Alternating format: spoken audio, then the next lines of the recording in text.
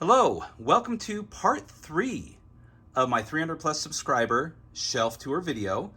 We are on the third and final shelf, starting with the top shelf. And as you can see, we are going to begin with quite a few zines. Now, I'm not going to go through all of these one by one. I do not want the first shelf to be a 3-hour video, but we'll try to see if we can highlight a couple here and just give you a general idea of, the type of zines that I have within my library. So fair warning, this third shelf is probably the most diverse, mixed up, and dense of all 3 of the shelves that I have. So you're going to see quite a smorgasbord of, or Mork Borg, I should say. Yep, stupid dad joke, out of the way. Of games here. They're going to run the gambit of indie, old school, OSR, and everything in between. Collector stuff, new stuff, worthless stuff, stuff that I probably don't even want on my shelves anymore, but we'll get to that later. So without further ado, let's begin.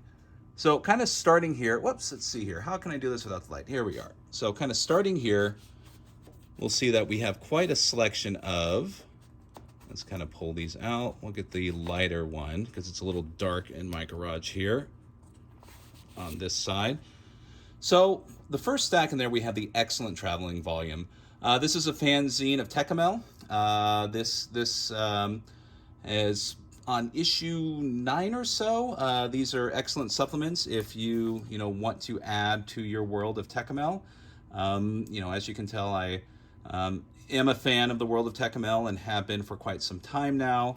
And with all the ugliness that occurred regarding Barker and the horrible information we found out about him, a lot of people feel that the world itself, should it continue on, should it not continue on? I've always been of the philosophy it's an individual's choice, whatever they want to do. Me personally, it's the world itself exists independently of the horrible information that he that he subscribed to, the philosophies that he subscribed to in his personal life, and therefore I feel Tegel belongs to the people who enjoy it. It doesn't belong to Bark anymore. So that's enough processizing. I can't speak from me, but we'll kind of continue on. So let's kind of skip. Let's see. We'll go ahead and take a look at this one here. All right. I think I know who this is. Yes. So this is Hunters in Death. This is another zine. This is by Gothridge Manor. Tim Shorts. He is one of my favorite authors of zines. He does come out with quite a few every so often, and it's definitely worth checking out if you're into some supplementing your fantasy game and looking for some really ingenious and really thought out classes, spells, settings, information things. He has a very prolific Patreon. He puts out so many wonderful things a month, the different tiers on there. So definitely worth checking out at that point. So what else do we have here? Let's see. Oh, I don't know. Like I said, I can't go through all of these. Yes, way too many zines. Way too many zines. How about... Oh,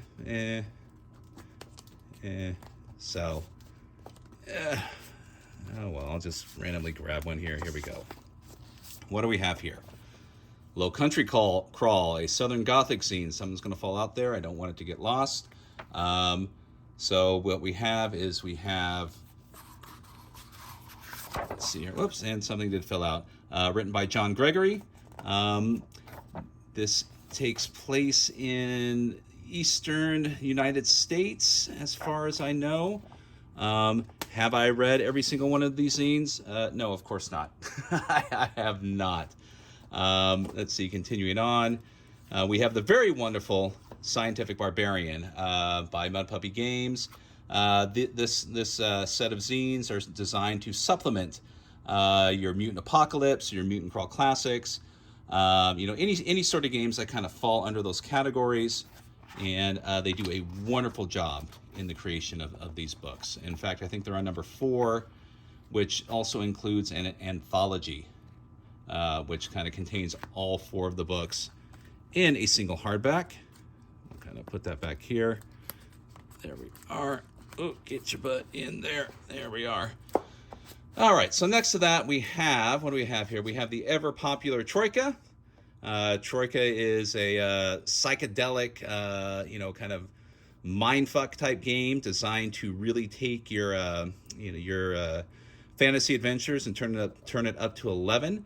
I have not used it. I've read through it. It is a wonderful read, highly popular, and one of those games that a lot of people use as their foundation for other games, very similar to like Maze Rats. And then we have, let's see here, that's kind of going through here, Kingdom. We have some free RPG Day things. Root the RPG, up for Game of the Year at this year's Ennies. What do we have here in the plastic? All right, what do we, oh, excellent. So, Flashing Blades. This is one of the adventures for Flashing Blades. Parisian Adventure, designed by Mark Pettigrew. Flashing Blades is a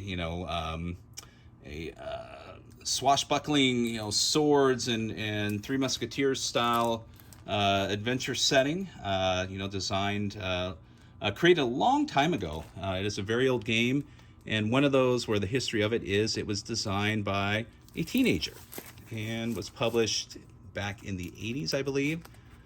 There's probably a few more in there, yes. So there's the continuing on with the Flashing Blades. I apologize for the shadow of my hand in this video. This side of the garage is extremely dark, and I'm trying my best to light it, but the lighting is very minimal here. Let's see, continuing on, there is a map by its lonesome. That is for Ultraviolet Grasslands. The book is farther on down the shelf. And what do we have here? This is the GM screen for that. We have a 13th Age supplement. This is a book of treasure to help supplement your 13th Age game. And so, so that's kind of gets you through most of the zines that I have here. There's another stack on this side in between, but as you can see, quite a few. And, I kind of take it back. Have I read all of these? No, of course not. That question does come up with all of these books on these shelves. Scott, have you read every single one of these books? Yes and no. Quite a few of them I have, believe it or not.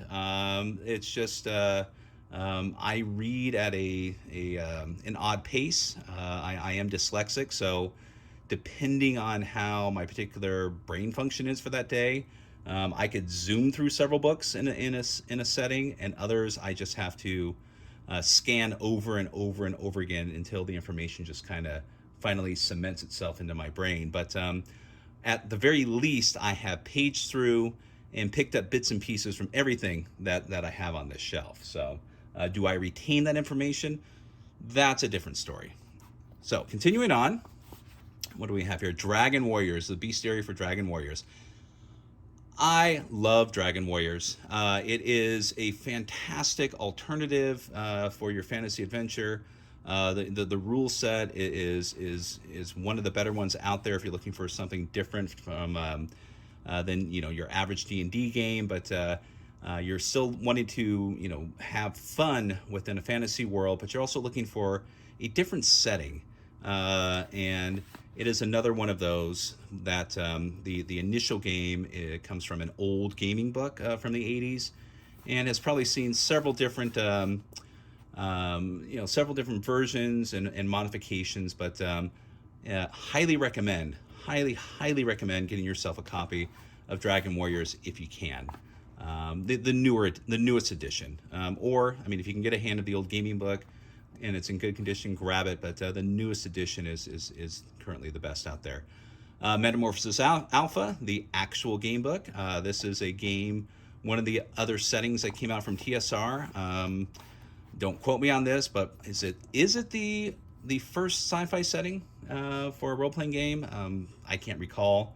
I know some of you you're better historians or screaming at me telling me exactly what the answer is, but know that it was a TSR setting and a TSR set of rules, different than the AD&D rule set or the D&D rule set, and it takes place in a dying world ship or an apocalyptic world ship. So it's a post-apocalyptic game, but the post-apocalypse takes place on a world ship traveling through space. Next to this, we have Genial Jack. Woo! I love this. Genial Jack is probably one of the most interesting and imaginative settings for a fantasy that I have seen in quite some time. I believe it's on Volume 2 or Volume 3. It is essentially a city setting that takes place inside of a living whale, and the city exists not just on the whale, but within the whale itself. Just absolutely wonderful, inventive things going on within this setting book. I believe it's system agnostic. If not, it might be basically OSR. But yeah, another one to definitely pick up if you can. We have Deep Carbon Observatory.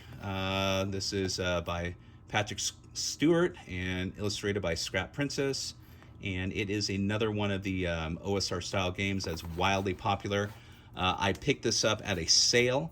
I believe it's fairly hard to get. It might be a bit expensive. I think this might be the second edition or the second printing of it. But one of those to definitely check out. Palace of the Vampire Queen. This is a reprint from We Warriors. This was a game, one of the first adventures, I believe, written, third-party adventures written for Dungeons and Dragons. And it shows. I mean, it's the primary reason why I have it is just for a bit of history and a bit of insight into the past. Like a lot of these quote-unquote dungeon kits or scenarios back in the day, like Tegel Manor and whatnot, it kind of gave you the tools, but you had to fill in quite a lot of the gaps. So, all right. What do we have next to this? The Hollow of the Spider Queen. This is... It may look the same, but it's not. I believe this is... Let me pull this out a little bit more. I believe this is a solo adventure. It's a rules light laptop in a complex world for one player and one game master. Okay, so a duet game.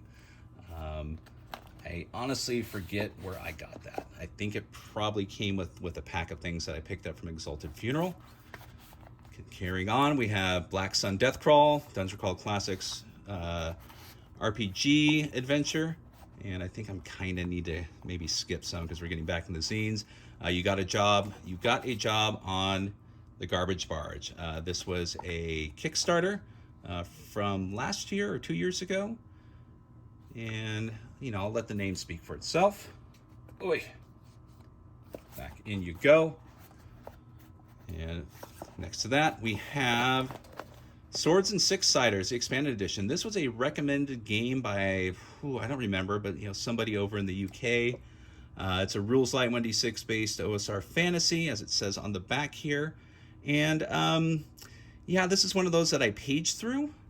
And I don't know too much about it, unfortunately, but there's a new D6 game that is also out, I believe, by Runehammer Publishing, which is becoming widely popular. So the D6 rules light system, a lot of people love it, and it's utilized in several different settings and several different games. Next up, we have Campo De Mitos, or Mitos. This is by Paco Garcia. Oh, God, sorry, Paco. Jean? Oof, my bad. But anyways, Paco, he does the GMS magazine, a tabletop RPG and gaming review and kind of almost like news and information site. This was gifted to me by Keith. From Rolling Boxcards, which I believe edited some of it or all of it. It is a Lovecraftian game or a Lovecraftian adventure, and it is something that I paged through, and I believe Keith owes me a running of the game. Oh, gotta squeeze back in there. Oh, we'll go in here. Okay. All right, carrying on. Let's see here. What do we have here? Anything in yellow, obviously, is Mork Borg. We won't touch on that. What else do we have? Oh boy, anything I want to highlight? Yeah, of course there's something I want to highlight. His name's been brought up several times in here, but Crepuscular, Issue 1, Sanctum of the Snail. This is by my friend Josh Burnett under his jail HB Polytechnic. Wonderful game. It's colorful, inventive, Silly, as you can tell by the artwork. It is a DCC game, so it's full of gonzo goodness. And I'm hoping that he might be coming out with Crepuscular issue 2 sometime in the near future. All right, what do we have here? I'll pull one of these out. Oh yes, okay. So these are through Alton's Door. This is what, number 3. This is a setting by, oh boy, God, I'm going to draw a blank on this. Well, I am not going to open it, but yep, you know, it's late on a Sunday. My brain's not going to function, but this was picked up through their latest Kickstarter, where the previous issues were made available, and thankfully for that, was able to pick those up. And I know my brain's going to draw a blank on several things tonight, so it's been a long weekend. We're still dealing with the carpet repair. It's finally in, and we've been moving furniture and bringing boxes back in and kind of setting everything up. So just kind of been a non-stop go kind of weekend. We have Woodfall. This is a dark fantasy mini setting. Obviously OSR based game. This is another one of those where it's got a lot of interesting ideas and kind of a tongue-in-cheek humor when it comes to the different NPCs within the game. Kind of a dark humor feel about it.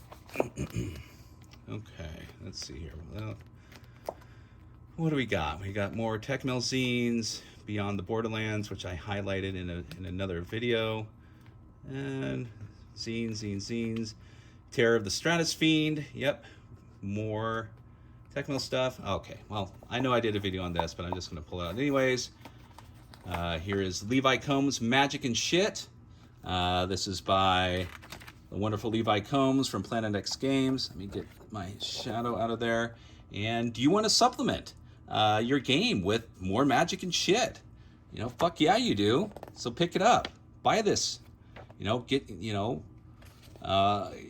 Let's rock out and get the moaning head of Saint Barak. Spells surround me day and night, stricken by the force of evil light. Slayer, black magic. Yes. So there we go. Magic and shit. I think that gives you an idea of what you're going to get with that. It's fucking rock and roll. Okay, so carrying on. What do we have here? Oh, let's see here. We have the Child Thieves. This is by Appendix N Entertainment. This is one of the little mini modules, Gateways to Adventure, that they put out with, and similar to a lot of the zines here, it is OSR based, but check it out. I believe Appendix N Entertainment has come out with some reprintings of some of their games they're going to, and most recently, I believe it's The Hidden Hand of Horla. Unfortunately, I fell out of the Kickstarter because I was an idiot and didn't update a credit card. But I believe he has it for sale either on his site or you can get it through Exalted Funeral. All right, let's see here. More zines, more Alton's Door, more Alton's Door. Let's see here. I'll pull this one out. Whoop, shit. There we are. Skull and Crossbones. This was a DCC pirate-based game that was written by the wonderful Bob Brinkman. And unfortunately, this is the only one that he's come out with so far. I created an adventure that for one of the online conventions for one of the UK Expo games or Grogmeet or something like that. I don't remember. But anyways, made a neat little adventure using the rule set here and some of the other seafaring pirate-based rule sets for DCC or setting information. But, oh God, what was the name of it? What was it? Come On, the Sloop Jonah B or something like that. Yeah, stupid play of words. But wonderful. I mean, just it's kind of like a teaser. It's definitely worth picking up, but you do feel like you're kind of, left not hanging, but on a thread because, issue 2 was promised and then COVID hit. And then, of course, Bob is busy with many other things, including, the stuff that he does for DCC. So hopefully someday we'll see part 2. All right, let's see here. Do I need to? Yeah, I think it's time to slide over.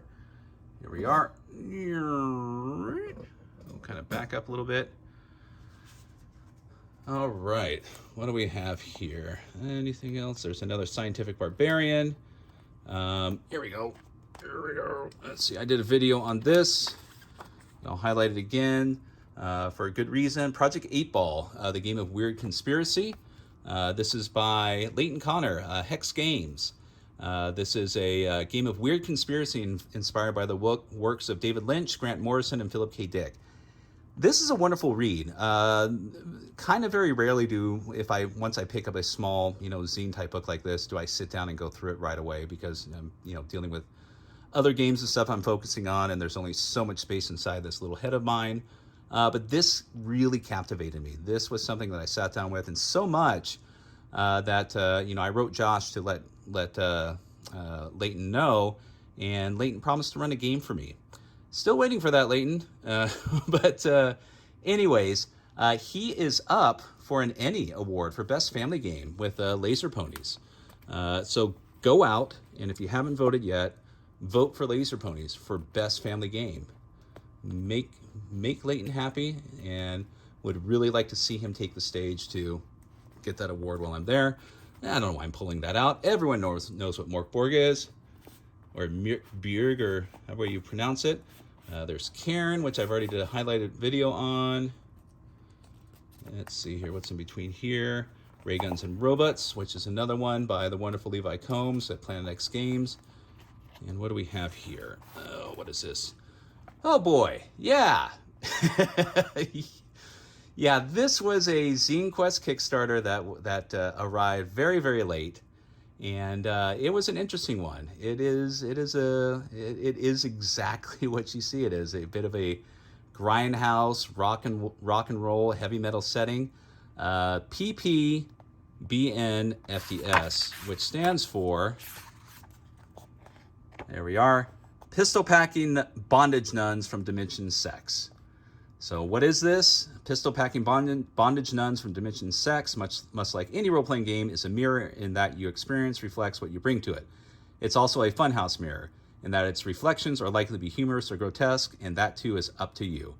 So yes, I mean, this is one of those where it may not be for everyone, but if you have that kind of that sense of humor to dive into a game like this, it's the kind of like human-occupied landfill, that kind of maybe that inner, 13 to 17-year-old adolescent that is just screaming to get out again, pick it up. It's a fun one. Mystic Punks. Quick start rules. Yeah, I think this was a freebie from last year's Exalted Funeral Free RPG Day. Sadly, this is one that I know absolutely zero about. Dissident Whispers. This is an excellent book if you can get a hold of this also. This is a culmination of several different adventures and other materials that is divided into different games. Mothership, Mork Borg, Troika, Electric Bastion Land, Ultraviolet Grasslands, Dungeon Crawl Classics, 5e BX, Trophy Gold, Mouse Ritter, and several system agnostic things in there. I have run quite a few things out of there. It is a wonderful, handy book to have if you're the type of person who likes to run a lot of one-shots, and just to kind of pull something out and just kind of absorb it real quick and then get your one-shot on, because a lot of the things in here are one-page or two-page adventures. Very easy to digest, very easy to prep for, and almost to the point where you can just open it up, at the table and get everything running within like 20 or 30 minutes. We have Tales from the Loop, the role-playing game. That's another one of those where I think most everyone knows what it's about. Dungeon Craft. This is one of the Dungeon Craft dungeon map pieces. Over 1,000 pieces in there. And I bought it not knowing ahead of time that those 1,000 pieces, as beautiful and wonderful as they are, you need to cut them out on your own. And I get it. I get it. If they were punched in cardboard, it would be a hell of a lot more expensive, but buyer beware. It is a beautiful set. It is a lot of wonderful pieces, and once you take the time to cut out all 1,000 pieces, they're there at your disposal. But it's definitely something you need to, have time to commit to. So, but it's still worth getting. Still worth getting if you like to supplement your maps and you don't really want to buy a bunch of expensive set pieces or 3D set pieces. So, we have here the, I consider it famous. Everyone knows basic fantasy role-playing game, another OSR setting. One of its claim to fame is it's inexpensive. You can, this game, and you can get this and 3 or 4 of the books for maybe under $30 or something, and you've got everything you need to run a old school OSR Dungeons and Dragons type game, and without having to dish out collector prices for old games or some of the current prices for some of the newer games. They get to be a bit quite expensive. Now, this is a conundrum. This is a game, Undiscovered, The Quest for Adventure. It is a Canadian game. I just recently looked at this. This was something that a friend just gave me. He had a box of stuff. He's like, "Do you want any of this?" And I said, "I have no idea what it was." And he was like, "Well, it's going to go in the trash." And I am not a book disposal person. You cannot get me to put a book in the trash without a fight. And even then, I could do this all day if I have to save a book from being destroyed. So, but yeah, this one's got me confused. I've never heard of it. I can't seem to find much information about it. I know some people have to know about it, but it's one of those that I guess came out during the D20 glut. So it may have been just lost in the miasma. Let's see, what year? 2001. Okay, well, there you are. All right, continuing on, what we have here. Let's see, Tegel Manor. Okay, so yeah, so this is a reprint, I believe. This is from, God, I don't know. I bought this from, I think I got this from Exalted Funeral. But as you can see, this is kind of like the old school style. It looks like it was written on a typewriter. And you're provided a lot of information with just the basics that you need, but there's very little story involved, and very little placement. It's up to you to take this and make Tegel Manor your own, which is the style of the day. I mean, just this is still relatively new, and people were just kind of going with going with the information that they had. And I mean, look at that thing; it's gigantic. But people did it. People still continue to do it, and I applaud them. I wish I had the focus to do something like that. I mean, I could definitely occupy a dungeon room or two without problem, but a giant castle like that is just a tremendous feat, and kudos to anyone who does that. All right, moving over just a little bit. I'll kind of back up a little bit there. All right, that's right. I'm still in the light. So we have Pendragon. This is Pendragon 5th edition, and I bought this a little bit ago, and but know that there is a 6th edition coming out relatively soon. Hopefully we'll see the starter set sometime before the end of the year. And if you would like to know more, definitely listen to the interview that Keith and I did from Titterpigs, where we interviewed the wonderful David Larkins, who is the line editor for the up-and-coming 6th edition Pendragon. And, we talk shop about, some of the things that are coming for Pendragon. And also, we, for the first half of it, we talk about his wonderful Call of Cthulhu book, Berlin, the Wicked City, where I kind of fanboyed out, as I tend to do. We have the Draconomicon, Book of Dragons, and this is for 3rd edition. Oh, get back in there. Why do I have, I know I have that. My son, we saw it at a collector store, and my son, he's been into gaming for several years now, and some of these things are kind of things that he's picked out that we found at different locations, or he's bought with his money online. Based on his interests, which are dragons, and likewise this one, the Fiendish Codex, Tyrants of the Nine Hells. I mean, he's, I think it was 13 or 14. I mean, 13, 14-year-old. I mean, who's not going to be into demons and devils? I mean, this is the kind of stuff that I love learning about. Back in the day, I was obsessed with the Nine Hells, and still am.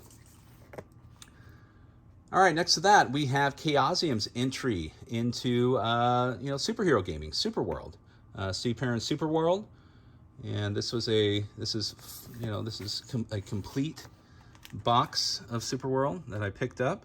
I am kind of on a personal quest to find a Supers game that I enjoy. I am not a giant fan of superhero role-playing games for a lot of reasons. I won't go into it here, but I'm still looking for one to convert me to that I feel will give me what I feel when I read superhero comics. And I think that's an issue for a lot of people. The wonderful Barbarians of Lemuria, get your Conan on in a wonderful game. It's been around for a while. This is a fantastic sword and sorcery game and setting.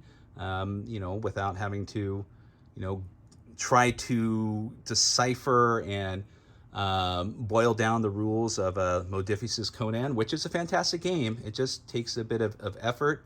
Or if you're not into, the AD&D-ish stylings of Hyperborea, or you don't want to spend money on a lot of the older collector's games, but definitely check it out. Thieves World, yes, the wonderful Thieves World box set. This is one of my favorite collector's items. This is a complete adventure pack, famous for it's probably the moment of peace within the role-playing world, the brief moment when everyone kind of got along and they just wanted to push the RPG gaming world forward.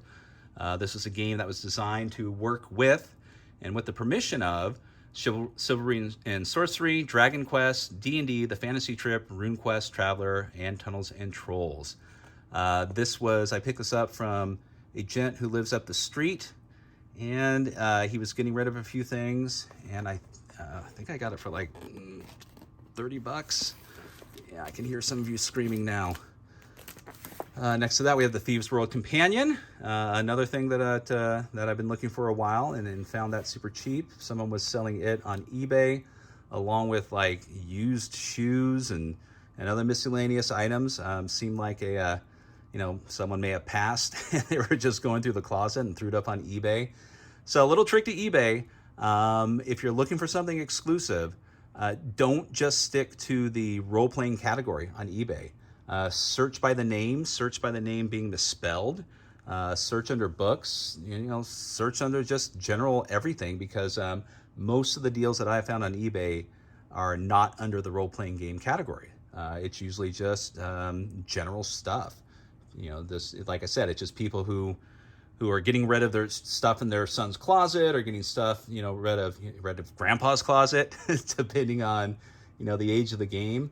And they don't know what it is. They're just going to throw it out there, and they just want to make a buck or two. And, they say, well, this was, $15 back in 1980, so maybe I can make $30 on it. All right, what do we have here? We have Welcome to Skull Tower. This is volume 2 of the Arduin Grimoire. Unfortunately, it's the only one that I own. I was in the running for all 3. I had a bid out for all 3. Unfortunately, the first one and the third one got ridiculously high and lost out, and had forgotten about the bid for this one. And turns out, for whatever reason, no one wanted it, and I won it, and which was fine. But the kind of like the thing is you tend to, if you're looking for the Arduin Grimoire, it's best to buy it all 3 together, because you tend to get a better discount than buying them individually. So, because individually, for whatever reason, the prices tend to skyrocket. Whereas if you're lucky enough to find all 3 together, they combine, they tend to be a lot less than buying them separately. All right, another bit of gaming history here. This is the Complete Warlock. This is a third-party, how should I say? This is kind of a third-party rules generalization, rules breakdown of Dungeons and Dragons. I don't think this was authorized or licensed. They do give them credit for it, but it's kind of like a it's kind of like a breakdown of the rules. I mean, if you wanted a supplement to carry around, or a cheat sheet, you'd have to handwrite them, or take them to your dad's office and hopefully copy them off. And these people right here compiled a lot of it into it. This thing here is a fairly valuable collector's item, again, that I kind of finagled out of a person there at the con who really didn't know what it was worth. But still, you got a wonderful, wonderful deal for that. And it is, like most of the older games, it is a wonderful read and a nice insight into the history of gaming as it existed back then. All right, sorry about that kind of awkward cut. My wife just came out in the garage to get a soda and had some questions for me. So, that always comes first. So kind of see here, where am I? Do we need more light? I'll kind of shine a little light over there. I think we're good. So here we go into, a lot of the, I guess what I would call maybe the comfort zone for a lot of people. We get into a lot of the advanced Dungeons and Dragons books. This is, obviously the Player's Handbook, Dungeon Master's Guide, Monster Manual 2, Deities and Demigods, with the Cthulhu mythos and the Melnibonian mythos in there. Fiend Folio, Dragonlance Adventures, Manual of the Plains, Dungeoneer's Survival Guide, Unearthed Arcana, Oriental Adventures, Greyhawk Adventures. We have the Campaign Sourcebook Catacombs Guide kind of slid in there next to Wilderness Survival Guide. And then let's see here. These I'm going to kind of pull out. Ugh. They're kind of stuck. What are they stuck on? There we are. All right, so what do we have here? All right, and here we have some familiar adventures: Descent into the Depths of the Earth, Vault of the Drow, Queen of the Demon Web Pits, and my personal favorite of all of the Forgotten Realms, Moonshae. Moonshae to me is a very special place. I absolutely just devoured this book over and over and over again. Darkwalker and Moonshae is my absolute favorite Forgotten Realms novels. The trilogy is okay, but the first book itself is fantastic. 4 Forgotten Realms novels, of course, but yeah, just Moonshae just was special. This kind of Celtic fairy type setting. It was just different. It was kind of one of the first things that I felt was a little different than the standard medieval fare that the rest of Forgotten Realms provided to you when it came out. But and of course, I think it had a lot to do where it does have this wonderful Tolkien-esque appeal to it that is different and kind of evoked by the setting. I mean, just this beautiful glade, this fir bog in the corner overlooking the the unicorn kind of standing under the light, peeking through the tall trees, and the tall plinth type mountain in the background. It's just so wonderful. This is very happy to get this, and I purchased those through Keith from Rolling Boxcars, and who gave me a fantastic deal on those. We have here, in between, we have the World of Greyhawk. Oh God, what is the term for this one? They call it the Gazetteer. I think it was. I don't know. But I didn't play in Greyhawk a lot. We were Forgotten Realms kids. We touched on Greyhawk, but Forgotten Realms was where we played in mostly, evolving into Ravenloft and Dark Sun, and then kind of culminating with Planescape, which killed our party or killed our gaming group for a variety of reasons. But aside from that, also hormones. We were getting older and interested in other things, but that's for another story. But yes, for those who are wondering, it does have.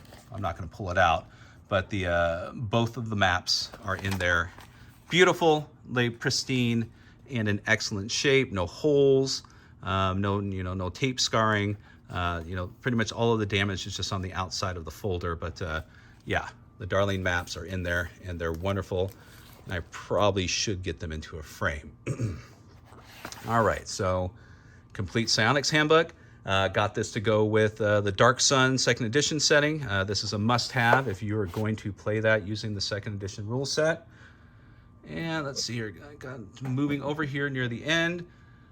Legends of the Twins, War of the Lance.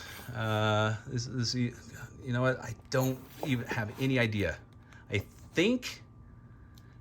I I think these are probably one of the only 2 books that I may have had from my original set of books before they were sold off a long time ago, not by me. That's a story for another day too, but just about every single one of my role-playing game collection was sold off by a friend's parents after he had passed.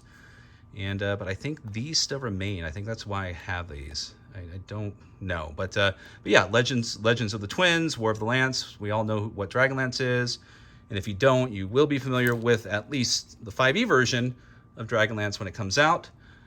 Next to this, we have the 2nd edition Monstrous Manual, which is kind of a second printing of the original Monstrous Manual. What's the 3-ring binder called? Monstrous Manual 2? I don't recall. I think it was. Anyways, yeah, when 2nd edition came out, the new Monster Manual came out in a 3-ring binder with 3 hole punch pages in there to kind of, the idea was they would come out with these, little portfolios, and you would, just clip them in, and your monster manual would grow and grow and grow. Horribly thin. The pages were not sturdy at all, and over time, as you would flip through this 3-ring binder, the pages would break down and tear. You'd end up losing pages. You end up losing monsters. And I believe, if I'm not mistaken, as they continued on, the original organization format that they used stopped. So at a certain point, when you would get the new editions of the different folios with new setting monsters or whatever, you had nowhere to put these because it was just completely out of sync. We'll set that over there. I'm gonna push this over. All right, and we're almost done here. So next to that, we have the Tome of Magic. Primarily got that to run with my Night Below. There's several spells in here that are within the game. They're not necessary, but kind of a completionist when I'm running a published game. I like to have all the recommended materials. The 2nd edition Dungeon Master's Guide, 2nd edition Player's Handbook. There's my dog. 2nd edition Player's Handbook, which I actually read recently, and just very shocked. It had been years since I read this book, and one of the things that I found so appealing about it was what an easy read. Compared to the later editions, especially as popular as 5th edition is, the books, the core books, the Player's Handbook and the Dungeon Master's Guide, they're not easy reads. I'm not a big fan of the layout. There's just a ridiculous amount of just information splashed and just thrown all over the place. It's hard to find some of the things that you need to get to. I don't think it's it's indexed that well. In fact, the index in the back of the book is very small, even for people with good eyes. But the Player's Handbook, just the perfect font, the perfect layout. Just they did a wonderful job with it. Regardless what you think about the rules themselves, the information inside, very easy to digest, and I made it from beginning to end of that book really rather quickly, within a day, and just I don't remember it being that easy of a read, but I'm sure it was. So yeah, it's different styles and different type of different people worked on that book, and I think it's quite well, any edition. It doesn't matter your edition of Dungeons and Dragons. I think there's certain things about this edition that people forget and don't give enough credit for, but c'est la vie. And then at the end, we have the ever popular culmination of basic D&D into the Rules Cyclopedia. This is a reprint from Drive-Thru RPG. It is beautiful and fantastic. It is a must-have. And it's a perfect price to get it reprinted. Obviously, this information can be obtained through Old School Essentials to a degree. Old School Essentials is better organized, is definitely an easier read. But this right here, if you really want to get a feel for what role playing was back in the day, and kind of do it by the book, so to speak. Just definitely pick this up. Even if you're just interested in the history of Dungeons and Dragons, this is definitely one to get. So, all right, There we are. This one is a long one. Each one of these shelves are going to be pretty long. I think we're probably close to 40 minutes here. But that is the end. That is the end of the top shelf of part 3 of my 300 plus subscriber shelf tour video. I hope you enjoyed it, and I hope you've enjoyed everything so far. Once I get through the last 3 shelves, I'll be continuing on with my other videos, but I definitely want to get through this, and hopefully we'll get the second shelf up here in a day or two, and would like to get these done before I head off to Gen Con. So everyone, thank you for viewing, and we will see you soon down at the second shelf. Take care.